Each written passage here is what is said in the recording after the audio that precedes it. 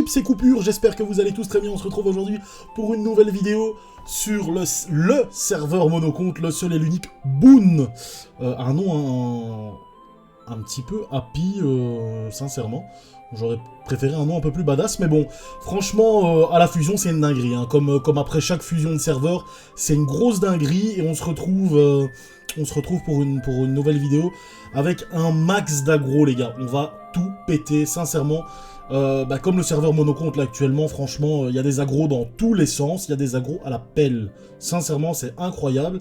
Donc là, on se retrouve avec une aggro moyenne de niveau 150, allez, 155, 165. Louis Vuitton, Pandawa, contre un Kra, je n'ai pas bien vu son nom, Kra La Gerta, ok d'accord. Le panda qui a pris très cher au début de tour, et là par contre il a bien géré, parce qu'on a vu le Kra qui a déjà utilisé sa flèche de dispé, qui maintenant se retrouve bloqué sans corps à corps, donc là le Kra va se retrouver vraiment bien bloqué, parce qu'en plus le panda ne peut pas être bougé, donc ouais, non, c'est pas bon ça. Flèche enflammée, c'est vraiment pas ce qu'il faut faire, donc bon, en soi là il est vraiment bloqué, donc ok, il relance ses sorts. Franchement les gars, c'est une dinguerie sur le serveur, c'est vraiment un truc de malade. Franchement, je vais passer quand même à mon avis pas mal de temps là ces prochains jours pour règle des agros, ça c'est sûr et certain, parce qu'il y en a tellement. D'ailleurs n'hésitez pas, je vois qu'on est de plus en plus sur la chaîne, en tout cas vous êtes de plus en plus à vous abonner, n'hésitez pas à vous abonner, ça fait franchement toujours super plaisir. On voit qu'il y a quand même, commence à avoir énormément d'abonnés sur la chaîne, ça fait franchement plaisir, ça soutient de ouf, ça soutient le PVP sur Dofus Rétro, et ça fait super plaisir, franchement. C'est ultra motivant en tout cas, et merci pour tous vos commentaires, c'est ultra motivant. Et donc là, le Kra, qui est toujours bloqué à mon avis, il a pas monté sa flèche de dispé au maximum, hein. C'est logique, hein, les gars, on est sur monocompte, hein, donc forcément, les gars ont pas forcément... Ah, très bien, il détacle, très bien. Ok, ferme ta gueule, il détacle, donc magnifique, ouais, ok, d'accord. Donc là, le panda qui se prend dans le cul, une souillure qui passe pas, la deuxième qui passe, ok. Le Kra qui est complètement débuff, et là le panda, les gueules de bois.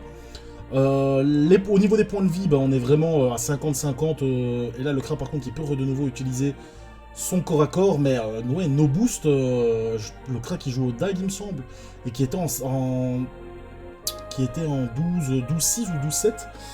Là, le panda qui a 9 PM, donc qui va pouvoir de nouveau aller au corps à corps. Souillure, ça crit, ok d'accord. Et là, de nouveau, 2 gueules de bois. C'est franchement tendax parce que le Kra, du coup, qui est plus boost, il fait pas vraiment énormément de dégâts. Surtout que c'est des dagues, donc de base, ça fait pas énormément de dégâts, à moins que ça crit, voilà.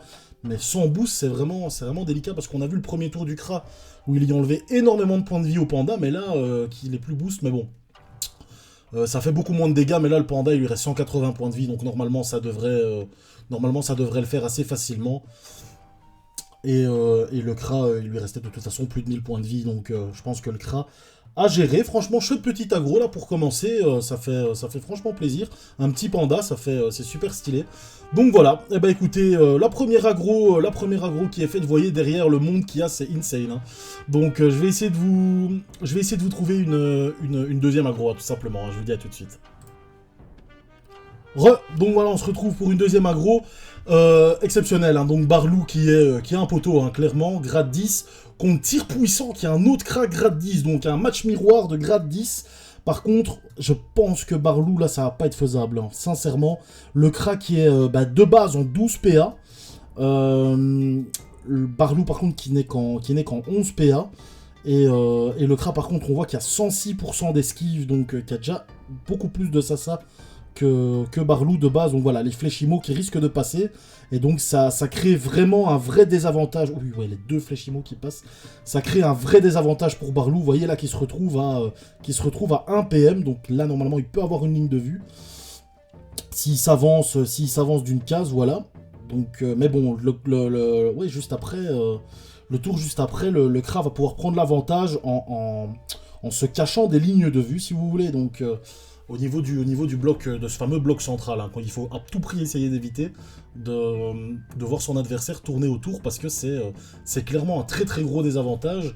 Et là vous voyez ouais, le Barlou là qui qui est en train de se faire voler tous ses PM, et malheureusement je pense que le Kra qui s'appelle Tir Puissant, le Kra Ange qui lui a énormément de sasa. Vous voyez Barlou il a 72% d'esquive contre 106, donc c'est tout à fait normal que le Kra Ange arrive à voler énormément de PM. Franchement je pense pas que Barlou puisse faire quelque chose à ce niveau là, peut-être un petit manque d'optimisation, mais le connaissant il va retourner farmer comme il faut, et d'ici une petite semaine on le revoit Gradis sous sa meilleure forme, sincèrement, connaissant Barlou. Là, le Kra, par contre, il n'a pas la ligne de vue. Ouais, Tir Puissant, le best des clones, ouais, je sais, je me doute bien que là, Tir Puissant, par contre, il est quand même beaucoup plus opti au niveau de sa sagesse, et au niveau, il a, à mon avis, un exo-PA. Tous les deux en panneau de classe Kra, hein, ça c'est tout à fait logique. Ouais, bah voilà, comme le dit... Alors, on va voir un petit peu... Ouais, je vais peut-être couper le canal là. Ouais, je vais le couper. Alors ouais, Barlou là par contre qui peut avoir une ligne de vue, mais c'est toujours délicat. Vous voyez le Kra qui est en 12-6 de base, hein, donc c'est vraiment un assez bon mode. Et là, Barlou qui peut plus bouger, et là le Kra Tir Puissant qui lui va pouvoir tout simplement aller se cacher derrière un obstacle, hein, pour éviter une ligne de vue trop facile pour Barlou. Et qui tabasse quand même, hein, mine de rien, malgré les très gros boucliers, qui tabasse vraiment bien. Mais bon, franchement, je pense que c'est au niveau vraiment... Je sais pas si le PA supplémentaire permet de faire plus d'enchaînement, normalement oui, mais c'est surtout au niveau de la sagesse, hein. Les vols de PM avec les flèches IMO ont permis au Kra de vraiment de mieux se mettre et de mieux se placer au niveau de ce bloc central pour pouvoir avoir l'avantage au niveau des lignes de vue tout simplement. Et dans le match-up Kra contre Kra, c'est vraiment ça qui fait la différence, hein. C'est vraiment ce bloc central et d'essayer de tourner autour, surtout dans un match-up comme celui-ci où c'est pas forcément du 16-6 ou 16-7 avec énormément de PA où on peut se permettre de faire des erreurs ou quoi. Non, là c'est vraiment tu fais une erreur et tu prends cher. Et là on voit Barlou malheureusement, c'est pas vraiment une erreur de sa part, hein, il aurait rien pu faire, c'est juste l'autre qui était trop petit par rapport à lui, et surtout au niveau de la sagesse. Et là vous voyez que là Barlou qui se fait complètement allumer, mais je pense pas vraiment qu'il aurait pu faire quelque chose par rapport à ce Kra qui arrive à lui retirer vraiment beaucoup trop de PM. Là, bien joué à lui, il arrive à trouver la ligne de vue. Il faut le savoir, hein, une petite diagonale là, il faut la connaître, mais bon, c'est pas non plus un truc de dingue. Mais là, le Kra Ange qui a réussi à... Ouais, bon, là, Barlou qui quitte. Le Kra Ange qui arrive à vraiment... à bien prendre les distances au niveau des points de vie, donc là Barlou qui était complètement submergé. Donc voilà, écoutez, deuxième petit aggro qui se passe vraiment bien, je trouve. Franchement on est bien ici tranquillou sur le serveur Boon, donc je vais essayer de vous trouver une autre track, à tout de suite. On se retrouve pour un autre combat là, encore une fois, la même tranche de level, hein, niveau 160, allez 150, 160, un Eka Flip contre un Kra. C'est de nouveau le Kra du premier combat contre le Panda, contre un Eka Flip Recop. On va voir un petit peu. Roulette dommage par contre pour l'Eka Flip. On va voir un petit peu s'il va réussir à en profiter ou pas. Il se rapproche. Ils sont tous les deux quand même pas mal au petit, hein. Du 12-6, il va tenter les Recop. Aïe aïe aïe aïe aïe, le premier Recop passé, le deuxième aussi. Serre les fesses. Aïe aïe aïe, ça fait mal, hein, ça fait vraiment mal, sachant que le Kra, on a vu qu'il jouait au dag, qui du coup ne peut pas porter de bouclier parce que les dags sont des corps à corps à deux mains. Donc du coup là, qui prend très très cher, hein. Clairement, le Kra qui est midlife. On va voir s'il va réussir à prendre une certaine distance par rapport à l'Eka et pouvoir le gérer comme ça à distance, hein. Je pense que c'est clairement le seul moyen. Par contre, ouais, l'Eka Flip, même à ce niveau-là, le chaton qui est de sortie, la roue. Ah, très bien, la roulette. Ok, très bien. Une petite roulette passe-tour, histoire de bien se rapprocher, hein. Comme je l'ai dit, le Kra peut gérer en prenant de la distance, là, c'est clairement dans son cul. Donc voilà, c'était chouette, c'est une belle petite aggro. Je pense que je vais pouvoir arrêter là, clairement. C'est abusé. Franchement, cette classe, elle est abusée. Petite parenthèse aussi pour vous dire que j'ai mon Eka maintenant, j'ai déjà fait quelques combats avec. Je n'ai clairement pas cette chance, hein. Donc moi l'Eka je vais déjà le delete parce que je fais que perdre, mais bon, on va voir ça dans une autre vidéo. Et là le Kra par contre, l'Eka par contre qui avance et qui envoie des grosses patates. Et donc là le Kra qui se retrouve déjà niqué en fait, hein. Oui bien sûr, le chaton qui en rajoute une, hein, forcément, hein, le chaton qui rajoute une grosse claque à 240, bon après ils sont à du 90, mais la claque à 240, le Kra l'a senti passer quand même. Ah, et là, il tente des coups de dague, et vous voyez qu'en crit, ça fait vraiment très très mal, mais malheureusement, ça suffit pas, et là, l'Eka Flip, bah, du coup, qui va, à mon avis, terminer assez facilement. L'Eka qui a eu pas mal de chance, hein. Là, on va pas se mentir sur ce combat-là, ça aurait pu mieux se passer pour le Kra. Mais bon, voilà, peut-être qu'il va survivre encore, on sait pas, ouais, non, bah bon, chaton, de toute façon, lui, il envoie des patates, mon gars, c'est des patates de forain, c'est exceptionnel, donc voilà. Bah écoutez, encore une nouvelle petite track, une petite aggro. C'est pas une track, c'est une aggro. Je vais essayer de vous en trouver une autre, hein, parce qu'elles sont courtes. Je vais essayer de vous en trouver une autre, à tout de suite. Donc voilà, on se retrouve pour une autre aggro. Sacri contre Kra, donc toujours intéressant. Le Sacri qui a un Sacrieur grade 10 en 12-8. Donc monstrueux, hein, de base. Vraiment ultra monstrueux. Par contre, le Kra qui se laisse pas faire, il me semble qu'il était en 13-7 hein, de base. Donc un Kra franchement très très bien opti aussi. Ça s'équivaut sur la balance. Hein, sincèrement, voilà, le Kra en 13-7. Par contre, le Kra qui a 0% de résistance. Donc là, il n'a pas intérêt à se prendre une punition. Parce que je pense que ça va lui chatouiller la fleur anale. Hein. Clairement, on va pas se mentir. Le Sacrieur bah, qui se châtie de base. Donc franchement... salut à tous, il y a du monde, ouais. Salut mon gars. On va voir un petit peu comment est-ce que le Kra va essayer de garder la distance face à un Sacrieur en 8 PM. Franchement, c'est vraiment pas évident. Mais le Kra qui en a quand même 7. Hein. Donc au final, avec des flèches cinglantes, même si ça ne retire que 2 PM parce qu'il ne peut pas l'up niveau 6. Je le rappelle... un combat niveau... je le rappelle pas parce que je l'avais pas dit, mais un combat niveau 105 de moyenne. Donc là, le Sacrieur qui a bien géré ça, il a attiré le Kra de façon à ce que lui et l'épée soient au corps à corps du Kra, et donc essayer d'avoir un maximum d'entités au corps à corps d'un Kra. C'est toujours le principal. Par contre, ouais, vous voyez, au niveau de l'esquive, encore une fois, le Kra qui a 97% d'esquive. Le Sacrieur, lui, en a 75 de tête. Ou peut-être un peu moins, mais c'est toujours délicat. Voir un petit peu comment le Kra maintenant va gérer ça. Ouais, 76 en fait. Hein. Donc là, le Kra qui va, à mon avis, il doit vraiment jouer là-dessus. Faire un maximum de retrait PM et essayer de rester très très loin du Sacrieur. Et on va voir un petit peu ce que le Sacri va faire. Ok, il invoque un chaffeur niveau 1, un tout petit chaffeur. Ok, sacrifice sur le chaffeur, je comprends pas trop, sincèrement, c'est pas la meilleure invoque pour faire un sacrifice dessus, franchement, il aurait peut-être dû faire ça sur l'épée volante, quoique, peut-être qu'il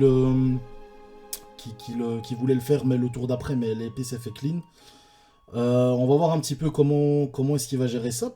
En soi, c'est pas non plus, c'est pas non plus de la merde, hein, le fait qu'il ait sacrifié son chaffeur, mais il faut vraiment faire attention parce que le chaffeur, c'est vraiment une invocation ultra débile. Donc il va bien falloir qu'il gère son placement et qu'il gère surtout le chaffeur. Donc là, la flamiche de base, hein, ça c'est basique, l'attirance. Et là, il va, à mon avis, commencer à être bien boosté. Ok, des petites patates à 125, c'est pas dégueu, mais il y a mieux. Là par contre, le chaffeur... qui avance, qui fait en sorte de rester toujours derrière le Sacrieur. C'est pas mal, c'est pas plus mal en vrai que le chaffeur s'avance. Parce que le chaffeur, des fois, il passe son tour, il reste à la même case. Hein, donc c'est pour ça que je dis, c'est pas forcément le mieux. Le mieux, c'est de sacrifier l'épée volante. Parce que l'épée volante a une IA assez quand même intelligente, qui va toujours essayer d'aller vers l'adversaire, en tant que joueur Sacri, et j'ai beaucoup joué dans cette tranche de niveau-là, l'épée volante, c'est vraiment le must pour sacrifier en tant que sacrieur, quoi. Donc on va voir un petit peu le Sacri là maintenant. Comment est-ce qu'il va gérer là le Kra, ouais, qui a fait un échec critique, et donc là franchement ça le met un peu mal. Le Sacrieur qui fait une flamiche et qui va pouvoir se caser, ouais, juste dans le coin. Ok, il fait un échec critique aussi sur son châtiment vitalesque. Donc le Sacrieur qui ne joue pas au corps à corps, par contre ouais, les absos. 171, ça commence à... Il se régène quand même du 85 qui n'est pas négligeable. Hein. Pour, je le rappelle, des niveaux 100, 85 points de vie à récupérer, c'est pas rien. Et là, le Kra par contre qui arrive de nouveau, encore une fois, ce fameux bloc central, c'est vraiment quelque chose à éviter, surtout en tant que Sacrieur, à devoir courir autour d'un Kra par rapport à ce bloc central. C'est vraiment la pire chose qui puisse arriver à un Sacré-Or, en fait. Hein. C'est de se retrouver dans sa situation là à laquelle il est. C'est-à-dire de l'autre, avec le Kra qui se trouve vraiment de l'autre côté de ce bloc. Donc on va voir un petit peu comment est-ce qu'il va faire. Là, il se châtie donc basique. Il décide de partir du côté le plus ouvert de la map, qui n'est pas une mauvaise chose. Parce que de toute façon, si le Kra doit fuir, le Kra va, dans son avantage, hein, l'avantage du Kra, va aller vers la partie la plus libre, la plus dégagée, pour essayer d'avoir la zone, essayer d'avoir un maximum de lignes de vue. Là par contre, voilà, c'est ça. Maintenant, là, le Kra qui va profiter du sacrifice du Sacri. Une flèche d'expi. Ouais, moi, je suis le Kra, sincèrement, j'essaye d'aller vers le... Peut-être pas vers le Chaffeur, non. Peut-être aller me caser dans le coin, là, juste derrière le petit bloc, ouais, pourquoi pas. Ok, d'accord, avoir le Sacri qui est toujours sous œil de taupe, donc il peut pas faire grand-chose, que ce soit avec la flamiche, que ce soit avec des coopes ou quoi que ce soit. Ah, peut-être qu'il a la ligne de vue avec une coop, mais à voir. Il a toujours ses 8 PM. Là, le Sacri qui se tâte. Il n'est pas dans la meilleure des positions. Après, ouais, je pense que c'est une des meilleures choses à faire. Se châtie, attendre un petit peu, quitte à recevoir des dégâts. Là, de toute façon, il peut le Kra ne va pas lui faire une flèche de recul, clairement. Ça veut dire qu'il devrait perdre 4 PM juste pour se placer, pour pouvoir faire une flèche de recul. Donc c'est vraiment pas le move à faire. Donc là, le Sacri qui a bien fait de se rapprocher. Le Kra, on va voir un petit peu ce qu'il va faire également. Je pense que c'est vraiment le but, c'est d'aller vers le haut de la map. Voilà, voler des PM, aller vers le haut de la map. Je pense que c'est le bon call. Ok, non, il décide quand même d'aller placer sa flèche de recul. C'est... ouais, vu qu'il avait volé des PM, du coup, il peut se replacer... il peut retourner dans ce fameux petit coin qui le protège du Sacrieur. Sacrieur qui se retrouve à 5 PM. Donc, il a eu un moins 3 PM quand même durant le tour. C'est quand même pas négligeable. On va voir un petit peu. Hein. C'est toujours délicat de voir les moves de l'un et de l'autre. Là, le Sacri, pour moi, je sais pas s'il a... Ah. Ok, pour moi, c'est vraiment pas le move à faire. Parce que là, du coup, le Sacrieur qui retourne se coincer de l'autre côté. Et le Kra qui va de nouveau, pouvoir tourner autour de ce bloc central. On voit que le Chaffeur en plus, qui n'est plus sacrifié, donc le Sacrieur qui ne va pas, et le Kra de toute façon qui joue très bien le coup, le Sacrieur qui ne pourra de toute façon pas faire une transpo dessus, parce que le Kra le termine, donc là le Sacrieur qui se trouve vraiment, voilà, je sais pas, il est retourné là-bas, se bloquer dans ce coin, et il a permis au Kra de reprendre le large en fait, c'est... Ok, c'est peut-être un, voilà, c'est... Ah, une épée, voilà, sacrifice sur l'épée, ça c'est bien joué, ça c'est vraiment bien joué. Le sacrifice sur l'épée, l'épée volante en plus, qui tape, et mine de rien, 73 dégâts, c'est pas rien, sachant que le Sacrieur, de base, il tape pas énormément, allez, il tape pas tous les tours le Kra, donc faire 73 dégâts comme ça, c'est pas rien. Là, le Kra qui prend le large, basique, les flèches d'expi qui fait quand même très très mal. Hein. La flèche d'expi qui fait quand même très très mal, mais par contre, ce qui est bien, si le Sacrieur a éventuellement l'APO pour faire une flamiche ou une folie sanguinaire sur son épée, il peut avoir voilà, exactement. Il peut avoir l'APO. Ok, enfin l'APO. Il peut avoir j'allais dire la ligne de vue, mais voilà, la ligne pour la TI et la punition, ce qu'il a fait une punition à 666 dégâts. Non, ça c'est un chouette chiffre, ça. Le Kra par contre là qui se retrouve vraiment dans le mal, hein, parce que se reprendre une punition comme ça fait franchement ultra mal pour lui.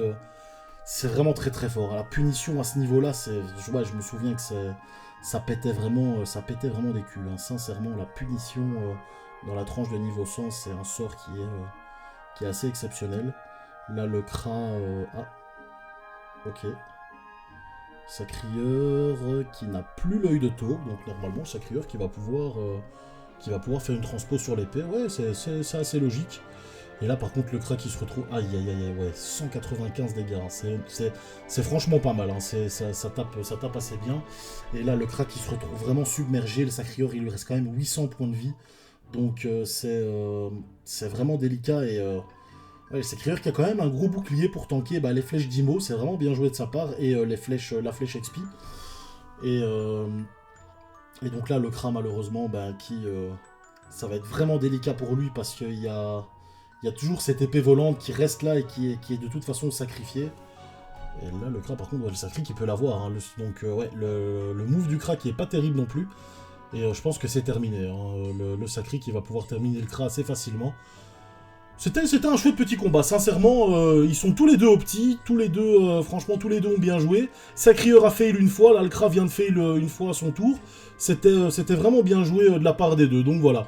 Bah écoutez, c'est tout pour cette vidéo, en tout cas pour aujourd'hui. À mon avis, il y en aura qui vont suivre dans la semaine, ça c'est sûr et certain, sur le serveur Monocompte, donc voilà. N'hésitez pas, comme je vous l'ai dit, à vous abonner à la chaîne, à lâcher un petit like, ça fait franchement toujours plaisir, même les commentaires, hein, c'est insane. Donc voilà, bah écoutez, ça me fait franchement plaisir de revenir sur la fusion, enfin de revenir en tout cas sur Monocompte, le jour de la fusion, ça en plus c'est exceptionnel. Et donc voilà, n'hésitez pas à liker, comme je l'ai dit, à vous abonner. Un tout grand merci à vous d'avoir regardé la vidéo, les potos, et je vous dis bisous.